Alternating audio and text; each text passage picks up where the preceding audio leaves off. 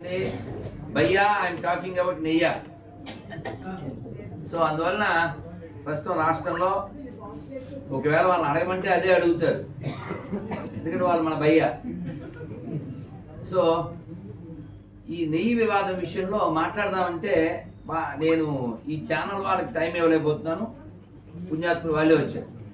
పొద్దున్నేదో ఒక్క ఏమంటారు జూమ్ ఇచ్చాను, సెకండ్లో ఉండదు, ప్రయాణాలు గొడవ గోష్ఠి. ఈ వివాదం సమస్య పోవాలంటే ఏం చేస్తే బాగుంటుంది నాన్న వెనకాల రెడ్డి? మనం ఈ వివాదానికి కారణం ఏమిటి? మొట్టమొదటిది మనం ఎప్పుడు మూలానికి వెళ్ళి ఆలోచించాలి. ఈ వివాదానికి కారణం టీటీడీ నెయ్యిని ఉత్పత్తి చేయకపోవడం. అవునా కాదా? ఇది ప్రజాభిప్రాయం. కూటమి ప్రభుత్వం వినాలి. గౌరవనీయ ముఖ్యమంత్రులు శ్రీ నారా చంద్రబాబు నాయుడు గారు, ఉప ముఖ్యమంత్రి వర్యులు శ్రీ పవన్ కళ్యాణ్ గారు ఇది వినాలి. అలాగే దేవాదాయ శాఖ మంత్రి ఆనం రామనారాయణ రెడ్డి గారు. ఇది ప్రజాభిప్రాయం. విశాఖలోనే మాత్రం కాదు, ఇది మొత్తం ఎక్కడ తెలుగు వాళ్ళు ఉన్నా, ఏ హిందువులైనా ఇదే అభిప్రాయం వ్యక్తం చేస్తున్నారు. ఇదేదో రెండు పార్టీలో రెండు కులాల సమస్య కాదు, ఇది హిందువుల సమస్య. Don't make it a party issue or caste issue or ego issue.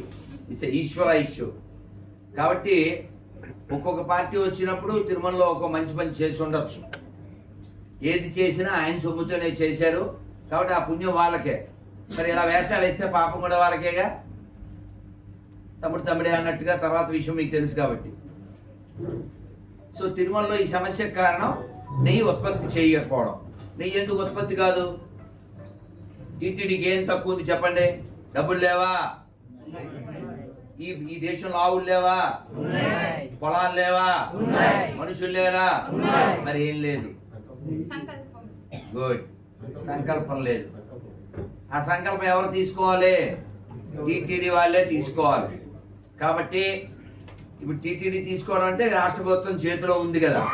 అది పేరుకి స్వతంత్రం కలిగి ఉన్నప్పటికీ నిర్ణయాలు పైనుంచి ఉంటుంది. కాబట్టి మళ్ళీ జీవితంలో ఇలాంటి మంచి పని చేయడానికి అవకాశం రాదు. కాబట్టి శాశ్వతమైన కీర్తిని తెచ్చేటువంటి పని టీటీడీ కళ్యాణ మండపాలు ఎక్కడెక్కడ ఉన్నాయి, టీటీడీ భూములు ఎక్కడెక్కడ ఉన్నాయి, అక్కడ శాశ్వతంగా గోశాలలు పెట్టి దాని నుంచి వచ్చే నెయ్యి తిరుమలకి వెళ్ళేలా చేసి తద్వారా గో సంరక్షణ జరుగుతుంది, గోవిందునికి ఆనందం కలుగుతుంది, ఈ రాష్ట్రము లోకము శాంతిస్తుంది.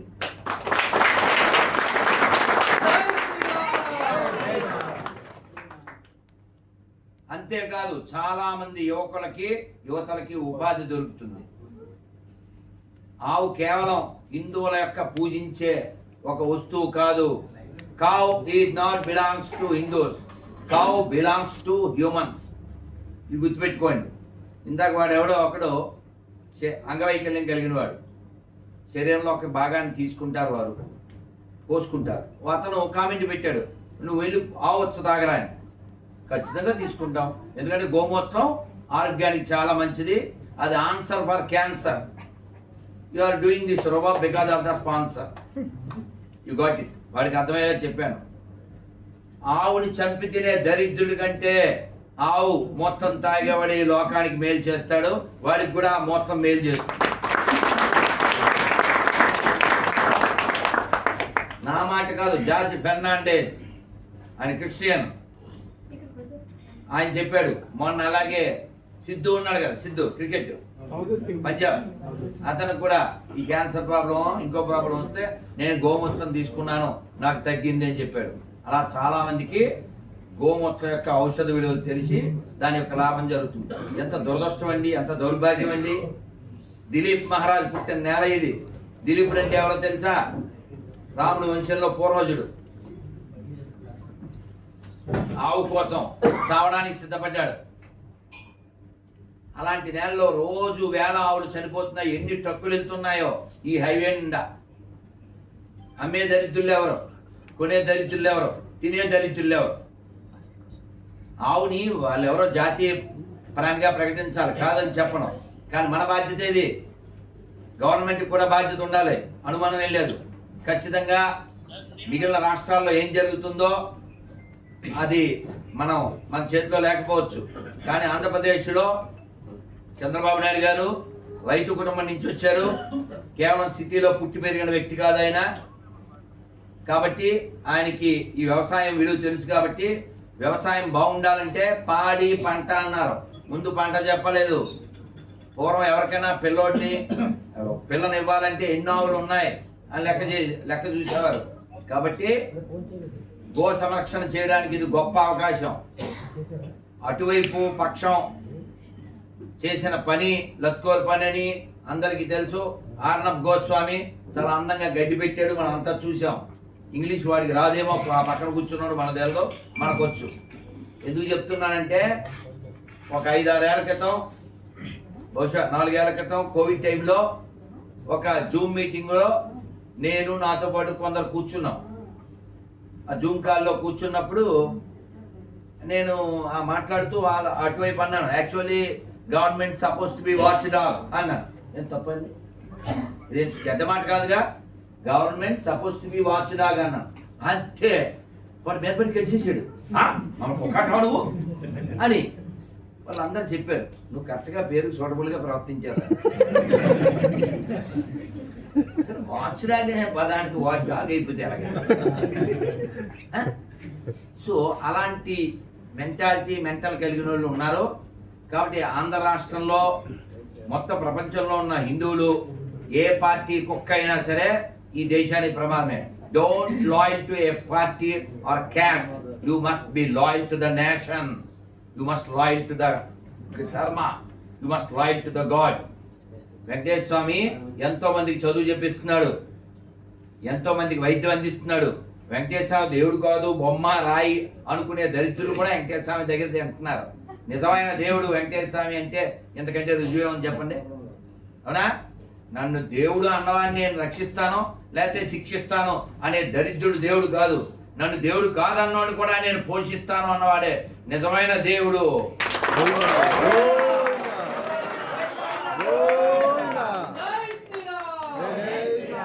అందుకని వెంకటేశ్వర స్వామి బొమ్మ కాదు, అమ్మ. ఎదవేషాలు ఇస్తే కొడతారు డొమ్మ. అందుకని ఈ నెయ్యి విషయంలో ఇంతటితో ఎవరైతే శిక్ష పడాలో వాళ్ళకి ఆ సిట్టు ఇంకా వ్యవస్థలు ఉన్నాయి, ఆ శిక్ష వేస్తే బాగుంటుంది. అయితే దీనికి ఒక ఈగో ప్రాబ్లం చాలా ఉంటుంది. మనకి వినయం లేకపోవడం వల్ల ఇన్ని సమస్యలకు కారణమైంది. అలాగే అక్కర్లేని చెత్త బ్రెయిన్కి ఎక్కడం వల్ల మా మత వ్యాప్తి కావాలంటే దీన్ని నాశనం చేసేయాలనుకోవడం. కాబట్టి ఇప్పుడు ఈ బల్ల కావాలండి, ఏం చేసేయాలి బాబు, ఇది తీయండి అనాలి. ఇలా సింపుల్గా ఇలా పట్టుకుని దాన్ని ఏమంటారు సార్, దుర్మార్గం అంటారు కదా. వాడి మతం గొప్పదైతే ఎవడైనా వెతుక్కుని వాడి దగ్గరికి వస్తారు. వీడు కొంపల దగ్గరికి వచ్చి మా శవం లేచిందే, సరిగా కప్పెట్టలేదేమో, ఇలాంటప్పుడు చెప్పడండి అంటే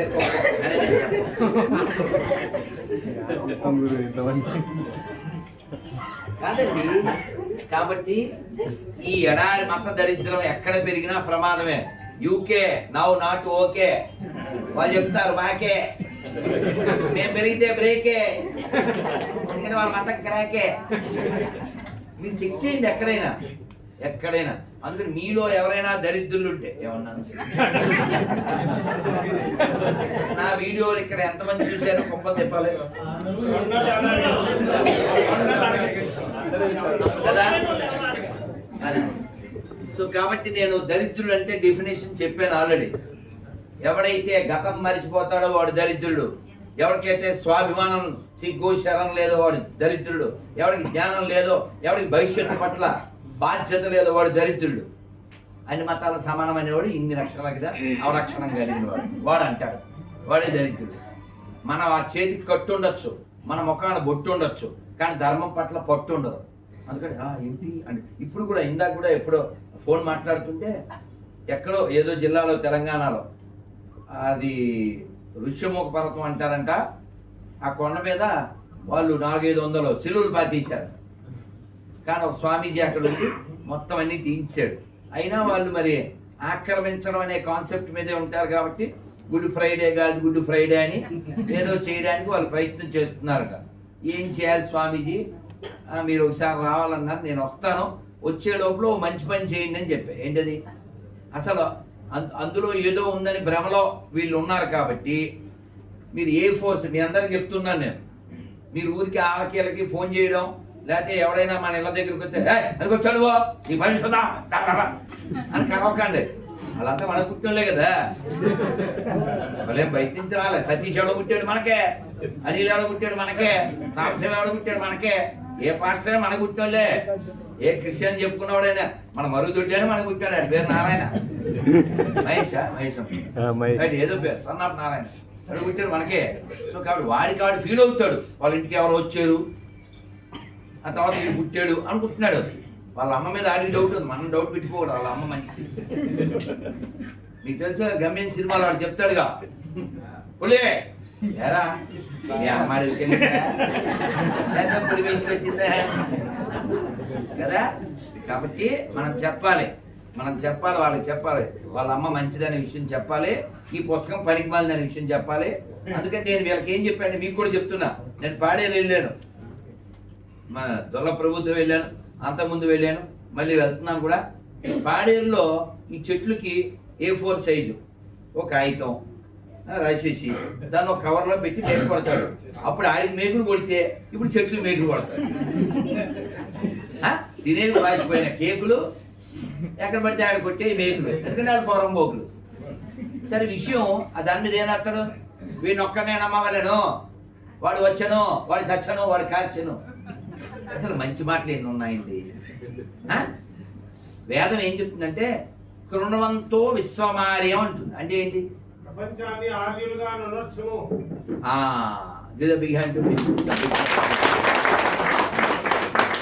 అలా చెప్తే మీకు అర్థం కాకపోవచ్చు అని చెప్తున్నాను.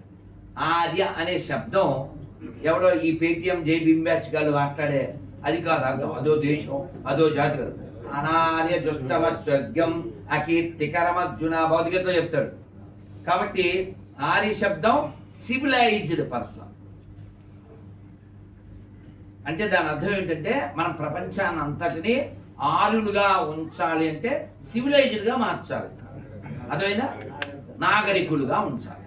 అనాగరికులైన వారే ఇతర దేశాల మీద దాడి చేస్తారు, అనాగరికులైన వారే దేశాలను మొక్కలు చేస్తారు, అనాగరికులైన వాళ్ళే దేహాలను మొక్కలు చేస్తారు. ఈ రోజు కూడా ఇవాళ కూడా ఇందాక కూడా ఒక వీడియోలో ఒక అమ్మాయి 2 కాళ్ళు కట్టేసి మానభంగం చేసి పాకిస్తాన్లో హిందూ అమ్మాయిని కొడుతూ ఉన్నారు, బాధ పెడుతూ ఉన్నారు. అలా సంవత్సరంలో కనీసం 2000 అమ్మాయిని ఎత్తుకుపోతూ ఉంటారు. ఆ మతము ఆ జాతి అటువంటిది. అందులో కొందరు చేశారు, మిగిలిన వాళ్ళు మంచోళ్ళు. అలాంటి పిచ్చి భావన ఏం పెట్టుకోకండి, ఎందుకంటే ఆ పుస్తకాన్ని బట్టి మస్తగా ఉంటుంది. కాబట్టి మనం బాగా గుర్తుపెట్టుకోవాల్సింది ఆ పుస్తకాల్లో ఏముంది మనం చూడాలి. ఎవడైనా ఇంజనీర్ చదివితే ఏం కట్టాలి? కట్టాలి. మరి బిల్లాంటి ఏం చేశాడు? కట్టాడా కూర్చాడా? అంటే వాడికి ఇంజనీరింగ్ బుక్లు ఏం ఎక్కలే, ఏదో బొక్కల బుక్ ఎక్కింది, అచ్చ తెలుగులో ఎక్కింది. కాబట్టి మనం ఖచ్చితంగా ఈ దరిద్రానికి సొల్యూషను భగవద్గీత. భగవద్గీత ఏం చెప్తుంది? వేదం ఏం చెప్తుంది? సంగచ్చద్వం సంపదత్వం కలపమంటుంది. మనకి రాష్ట్రీయ స్వయం సేవక సంఘం 100వ జయంతి ఉత్సవం మనం కూడా చెప్తున్నాం, మన ధర్మాన్ని కాపాడుకోవాలనుకుంటున్నాం. We are not hated any religion or anything. మనం we are protecting, just we are reacting. అదవుతుందా? ఇప్పుడు మనం వాళ్ళు ఏదో ఆరాధన చేస్తున్నారు, దానికి మనం వ్యతిరేకం కాదు. కానీ వాళ్ళు మాత్రం మీ దేవుడు రాయి, మీరు నా వీడియో చూసుంటారు, రాయి దానికి కౌంటర్ పెట్టని చూసారుగా, పెద్ద ఉంటుంది తెలుసు కదా. అసలు వద్దు పాపుల వాడమ్మ వాడు అది ఎందుకండి? అది నిన్ను ఎవడనమన్నాడు? రా ఏది మొక్క? ఇప్పుడు ఈ కంపెనీ ఇదేదో XYZ కంపెనీ అనుకోండి, ఆ కంపెనీ గురించి మాట్లాడు, ఆ దగ్గరికి వద్దండి. ఇప్పుడు ఇంతమంది వచ్చారండి ఛానల్లో, 1 2 3 4 5 6 7 8 9 10 11, అదే మళ్ళీ 11. ఓకే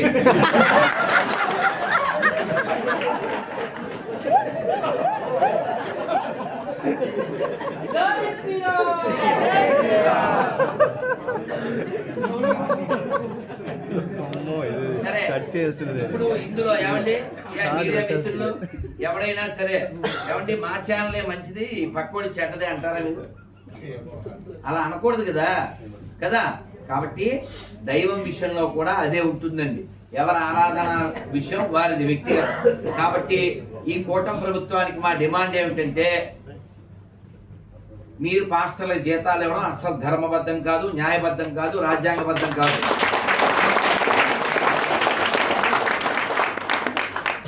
ముల్లాలకైనా సరే, ఎందుకంటే మసీదు వలన చర్చి వలన ఈ రాష్ట్రానికి దేశానికి వచ్చేది బీఓకేకి ఏమీ రాదు.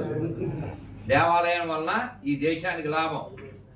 దేవాలయం హుండీ గవర్నమెంట్ ఆధీనంలో ఉంటుంది, దేవాలయాల భూములు గవర్నమెంట్ ఆధీనంలో ఉంటుంది, దేవాలయాల్లో టిక్కెట్లు పెడతారు, సిబ్బందిని పెడతారు, మమ్మల్ని ఇక్కట్లు పెట్టి ఇబ్బందులు పెడతారు.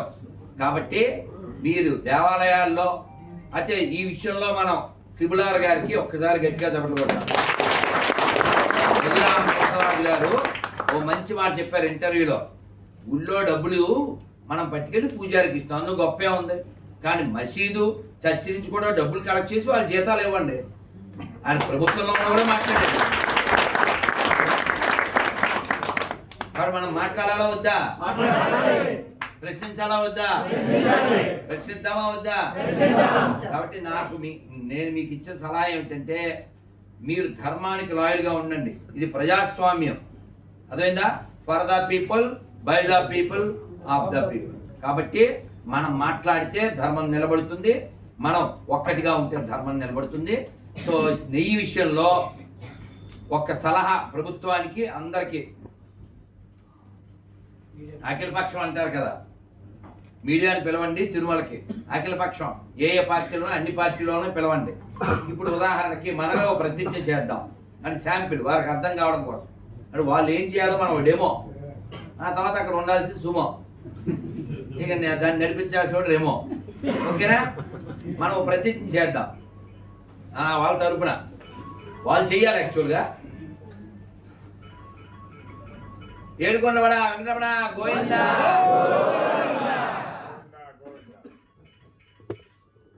శ్రీ తిరుమల తిరుపతి వెంకటేశ్వర స్వామి కలియుగ దైవమని కోట్లాది భక్తుల గుండె చప్పుడని తెలుగు వారికి ప్రాణమని మేము భావిస్తున్నాము.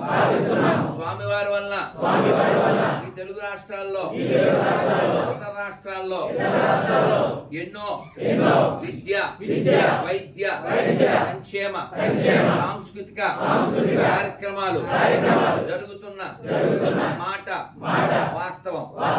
కాబట్టి స్వామివారి విషయంలో ఎవరు, ఏ పార్టీ వారు, ఏ కులం వారు, ఏ భాష వారు తప్పు చేసినా వారు శిక్షార్హులని మేము ప్రగాఢంగా భావిస్తున్నాం. బోలో బాలాజీ భగవానికి. నేను ఇంకా కట్టుగా చెప్దాం అనుకున్నాను, ఎందుకని అయిపోయింది. ఈ మాత్రం కానీ వాళ్ళు చేయగలగాలి. ఎవరు? ఈ అఖిల పక్షం అందరూ వెళ్ళిపోవాలి. నేను మంచోడిని, నువ్వు మంచోడు కాదు అంటున్నారు కదా. ఇద్దరు మంచోళ్ళు, ఇద్దరు చెడ్డోళ్ళు వెళ్ళిపోవాలి. అదవుతుందా మీకు? ఖచ్చితంగా రాష్ట్ర ప్రభుత్వం తరపున కొందరు, ప్రతిపక్షం నుంచి కొందరు, అఖిలపక్షం అంటే అందరూ వెళ్ళిపోయి స్వామివారి ముందు మేము వెంకటేశ్వరాన్ని నమ్ముతున్నాము, వెంకటేశ్వర విషయంలో ఎవరు తప్పు చేస్తే వాడు శిక్షింపబడుగాక అంటే ఇంకా కటుగా చెప్దాం అనుకున్నాను, సస్తానని దాన్ని మినిమైజ్ చేశా. కాబట్టి ఈ ఈ ఈ నేను చెప్పిన ప్రపోజలు చాలా మంచి ప్రపోజలు. ఇది అన్ని పార్టీల వారు అంగీకరించాలి.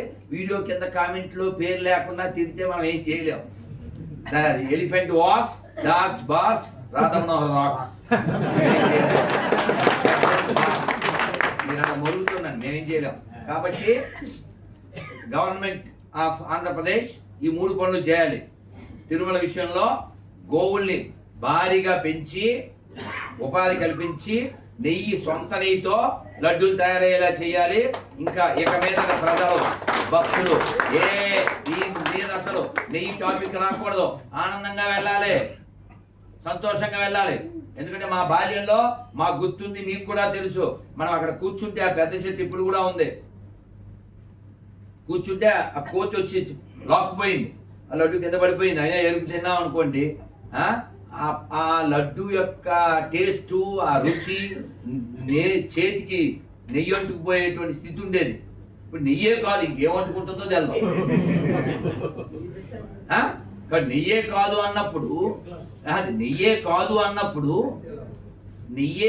అన్నప్పుడు ఇంకా నేను మంచోడిని, క్లీన్ చిట్ పదాలు వాడచ్చా? ఎవరికో మటర్ జరిగింది అనుకోండి, ఎక్కడో చూసారా, బ్లడ్ కూడా రాలేదు, ఎంత బాగా జరిగింది. అలా లేదండి, మటర్ జరిగింది, అన్యాయం మాట్లాడట్లేదు, చూసారా, బ్లడ్ కూడా రాలేదు, బాగా చూసారా, ఏమన్నా బాగుందా? అలా ఉంది. అందుకని ఏపీ గవర్నమెంట్ నెయ్యి విషయంలో శాశ్వత పరిష్కారం చేస్తే వారికి, వారి పార్టీకి, వారి కుటుంబానికి, ఈ దేశానికి కూడా చాలా మేలు జరుగుతుంది. కావాలితే నేను ఆల్రెడీ భాను ప్రకాష్ రెడ్డి గారు ఏదో రేపు ఏప్రిల్లో ఈ గోల్ మీద ఏదో సదస్సు పెడతానని చెప్పారు ఆయన. సో సాధువులతో, పీఠాధిపతులతో ఏదైనా కమిటీ వేయండి తిరుమల విషయంలో, నెయ్యి విషయంలో ఏం చేద్దామని చెప్పి. ఒక్క విషయం అండి, ఇక్కడ అందరూ ఒప్పుకుంటారని అనుకుంటున్నాను, శ్రీవారి సొమ్ము తిన్నవాడు ఏ పార్టీ వాడైనా వాడి కుటుంబం మట్టి కొట్టిపోతుంది. అవునా కాదా? బొచ్చులు, ఇది అర్థం తెలుగు. మరి కాబట్టి స్వామివారి పేరు చెప్పి మేము తిందాం అని ఎవడో అనుకోకండి, ఎందుకంటే ఎవడో ఉండడం కుదరదు. నేను చాలా కఠినంగా చెప్పాను, అక్కడ ఉన్నవాడు వెంకీ, పెట్టుకున్నవాడికల్లా పగిలింది టెంకీ, don't behave like a monkey. అందుకని స్వామివారి సొమ్ము ఎవడు తిన్నా నశించిపోతాడు. అలాగే తిరుమలకి ఎవడు పడితే వాడు వచ్చేస్తున్నాడు, ఆడి ఇష్టం వచ్చినట్టు బిహేవ్ చేస్తున్నారు, అవన్నీ జరుగుతున్నాయి. కాబట్టి కింద ఎయిర్పోర్ట్లో స్కానర్ పెడతారే, అలాగా ఆ స్కానర్ పేరు వరాహస్వామి. పెద్ద వరాహస్వామిని మనం ఆ చెక్కింగ్ పాయింట్ అవగానే బయటకు వస్తాం కదా, మన కారులో బైక్లో ఏదో ఎక్కుతాం కదా, ఆ బ్యాగ్ తీసుకుని అక్కడ పెద్ద వరాహస్వామి పెట్టాలి. ఆయన గుళ్ళోంచే వెళ్ళాలి, ఆ బొట్టు పెట్టుకునే వెళ్ళాలి, చెరగోపం తీసుకునే వెళ్ళాలి, దండ పెట్టుకునే వెళ్ళాలి. బొట్టు లేకపోతే మెట్టు కూడా ఎక్కనివ్వం, అర్థమైందా? ఎప్పుడు తిరుమలకు వచ్చినా పెట్టండి బొట్టు, పెట్టకపోతే ఎక్కకండి మెట్టు. అయినా వినకపోతే అప్పుడు సూపర్ హిట్. అర్థమైందా నాన్న? ప్లీజ్ నాన్న, చాలా సంతోషం నాన్న. మీడియా మిత్రులారా, మీరేమన్నా అడగదలితే అడగండి, వీళ్ళతో మాట్లాడమన్నది. మీ హేమంత్ అందరికి కార్డులు అవి అందినాయా? ఎవరికైనా కార్డులు, ఏకాదశి పేపరు, గొర్రెల పేపరు 3 రకాలు వస్తాయి, తీసుకోండి. తీసుకోండి, పర్లేదు, బయట పెట్టాం. ఇప్పుడు ఒకవేళ రాకపోతే జనార్దన్ నాన్న చూసుకున్నాను.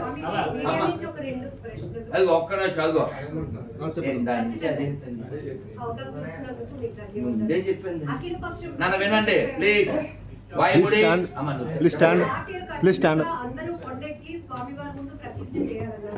ప్రస్తుతం జరిగిన పరిణామాలపై ప్రాయశ్చిత్తం ఏం జరగాలి అంటారు? ఇప్పుడు దొంగోడు ఒప్పుకున్న తర్వాత కదా మీరు చెప్పింది. అసలు ఇప్పుడు నేను ఆల్రెడీ ఉదాహరణ కూడా ఇచ్చాను కదా, బ్లడ్ రాలేదంటే మటన్ జరిగి శవం అక్కడ ఉన్నా సరే, బ్లడ్ రాలేదు, బాగా చచ్చిపోయింది అంటుంటే మన ప్రాయశ్చిత్తం దాకా ఎలా అవుతాం? అది కాదమ్మా, అది ఆయన ఫీల్ అయ్యి ఆయన చేశారు. అక్కడ ఫీల్స్ లేవే, ఫీల్ అయితే హీల్ ఉంటుంది అటు. ఇప్పుడు ఇది అందరూ అఖిల పక్షం వచ్చి స్వామివారి దగ్గర అందరూ కలిసి ఈ రాష్ట్ర ప్రజల తరఫున ఏమన్నా చేస్తారా? మనం ప్రపోజల్ పెడదాం. Is it possible? ఇది మంచి ఆలోచనేనమ్మా. I'm ready if they are ready కదా. ఎవరైనా సరే తిరుమల విషయంలో ఇకపైన ఇలాంటి చెత్త టాపిక్ తిరుమలలో జరగకూడదు. కాబట్టి ఇప్పటిదాకా జరిగిన అపరాధానికి వెంకటేశ్వర స్వామిని మన్నించమని అందరి తరపున మనం కోరుకుంటాం. కానీ వాళ్ళు ఆ ప్రాయశ్చిత్తం కోరుకోవాలి. అందుకని అఖిలపక్షం వెయ్యాలా వద్దా? నెయ్యి విషయంలో గో సంరక్షణ భారీగా జరగాల వద్దా? స్వామీజీ, అమ్మా చాలాసేపు నుండి వాళ్ళు అంటున్నారు కదా, వాళ్ళు అంటే ఎవరండి? ఎవరు దోషులైతే వాళ్ళు. ఆ దోషం అంటే కల్తీ జరిగిందని మీరు భావిస్తున్నారా? ఏంటన్నా కల్తీ జరిగిందని మీరు భావిస్తున్నారా? నేను భావించాను. ఇప్పుడు మనం చెక్ చేయలేదు కదా సార్. ఎవరు దానికోసం సిట్ వేశారు, వారి నుంచి వచ్చిన రిపోర్ట్ బట్టి మనం. అది కాకుండా మీరు ఇందాక వాడిన ఆ వాళ్ళల్లో ఒకరు అవును సిట్టు, నేను కూడా ఆ సిట్టే చెప్తున్నాను. మన సొంతం ఏం మాట్లాడతాం సార్? మీ జేబులో ఏముందో నేను ఎలా చెప్తాను, నా జేబులో ఏముందో మీరు ఎలా చెప్తారు? వాళ్ళు కదా ఇవ్వాల్సింది, వాళ్ళు ఏమి ఇచ్చారు మీరు చదివి ఉంటారు కదా. Depend on SIT report we have to discuss. అమ్మా నాన్న ఒక్క నిమిషం వినాలి. అవినాష్ సీతమ్మ వారిని ఇష్టం వచ్చినట్టు మాట్లాడాడు. మహిళల్ని కూడా కొన్ని సందర్భాల్లో దూషించినవి ఉన్నాయి. అయితే ఇప్పుడు వాళ్ళ తల్లి గారు మిమ్మల్ని మధ్యాహ్నం కలిసారని చెప్పారు. మీరేం మాట్లాడారు ఆవిడతో? అమ్మ కదా, అమ్మతో ఏం మాట్లాడతాం? అమ్మ బాగున్నారా అని అడిగాం, పిల్లలు ఎంతమంది అని అడిగాం. ఇద్దరని చెప్పారు. ఒక అబ్బాయి పేరే చెప్పారు, ఆ ఇంట్లో ఉండే అబ్బాయి. వాడి పెళ్ళి అవ్వాలన్నారు. ఏదో తాడో మాలో ఇచ్చాను, రుద్రాక్ష ఏదో ఇచ్చాను. అదే వాళ్ళ ఆయన గారికి బాగోలేదు అని చెప్పారు. ఆయనకి ఏదో కరుంగల్ మాల ఏదో ఇచ్చాను. అమ్మ బాగుండాలని కోరుకున్నాను. అందుకంటే మనం ఏం చెప్తాం? అంటే అవినాష్ అలా మాట్లాడడానికి ఏంటి అంటే వాళ్ళ మదర్ ఎప్పుడైనా ఏమైనా చెప్పారా?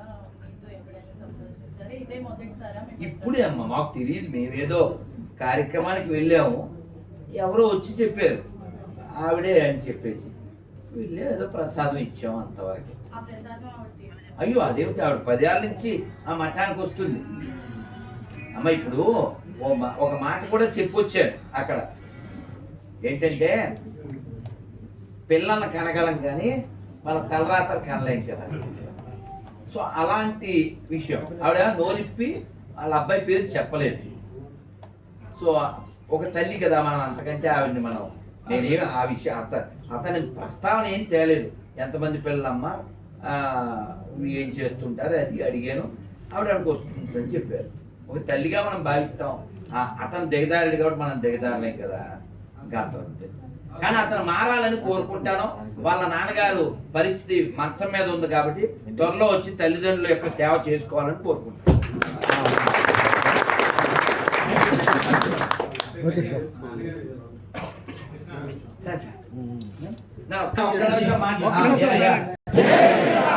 మాట్లాడకండి. సిస్టర్ చాలా మంచి ప్రశ్న అడిగారు. ఇప్పుడు చాలా రజో గుణంతో మనుషులు పరిగెట్టేస్తున్నారు, చాలా టెన్షన్గా ఉన్నారు. అందువల్ల ప్రశాంతంగా ఉండడానికి ఏం చెయ్యాలి అంటే, మన కళ్ళు అడిగినంత మనం తినకూడదు, పొట్ట అడిగినంతే తినాలి. అవునా కాదు? అందుకనే ఏదో సామెత ఉంది, ఆశలావు పేక సన్నావు. తెలుసండి, మన వాళ్ళతో ప్రాబ్లం ఏంటంటే వాళ్ళు పెట్టారు కదా అని తినేస్తారు, వాళ్ళు చూపించారు కదా అని చూసేస్తారు, వాళ్ళు అమ్మారు కదా అని కొనేస్తారు. అలాంటి వాటిలో కొన్ని ఉదాహరణ ఏంటి, కోవా బన్ 10 రూపాయలు. హిందువుల నాశనానికి అదొక గన్నం, అది బండ కాదు గన్నం. అదే ఉదాహరణ చెప్తున్నా. అంటే నేను ఎందుకు చెప్తున్నా అంటే, మనకి తెలియాలి, పిల్లలకి తెలియాలి. రాత్రి 10ంటికి దొరుకుతుంది కదా అని రాత్రి 1 గంటకి మనం జొమాటోలో టమాటా బాత్ ఆర్డర్ ఇచ్చేస్తే 4 AM బిర్యానీ తినేస్తే. నేను తిండి అంటే తిండి ఒకటే చెప్పట్లేదు, అదొక స్ట్రాంగ్ ఎగ్జాంపుల్ కాబట్టి చెప్తున్నాను. తినే విషయంలో ఎలాగో వినే విషయంలో కూడా మీరే ఇప్పుడు ఒక్క 1 మినిట్ మీరందరూ నేను చెప్పింది చెప్పండి, మీ మనసు ఎంత బాగుంటుందో మీరే చూడండి. మాధవ కేశవ మధుసూదన, మాధవ కేశవ మధుసూదన, మాధవ కేశవ మధుసూదన, మాధవ కేశవ మధుసూదన, విష్ణు శ్రీధర పదనకం, విష్ణు శ్రీధర పదనకం, చింతయామి యూయం, చింతయామి యూయం, చింతయామి యూయం, చింత మాధవ కేశవ మధుసూదన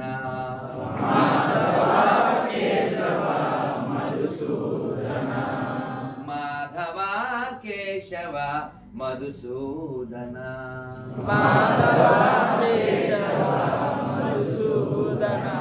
గోవింద